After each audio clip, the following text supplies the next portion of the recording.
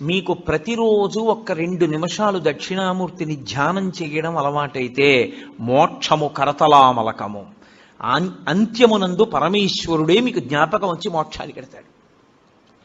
అంత గొప్ప స్వరూపం దక్షిణామూర్తి స్వరూపం. అది శైవాగమంలో మీరు దక్షిణ దిక్కుకి వెళ్ళగానే దక్షిణాన్ని చూస్తూ కనపడాలి ఆయన. కనపడగానే మీరు అభిముఖంగా ఉండకూడదు. మీరు ఇటు పక్కకెడితే తూర్పు ముఖం చేస్తారు. తూర్పు ముఖం చేసి మీరు ఆయన పాదాల వంక చూసి నమస్కారం చెయ్యాలి. ఇక్కడ మీరు చాలా అదృష్టవంతులు.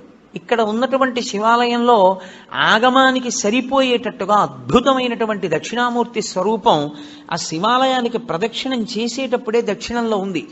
చాలా శివాలయాలు ఇవాళ రేపు కడుతున్నటువంటి శివాలయాలలో అసలు ఆ వైభవం లేదు. అంత గొప్ప స్వరూపం దక్షిణామూర్తి స్వరూపం. ఈ దక్షిణ దిక్కుకి చూసేటటువంటి మూర్తి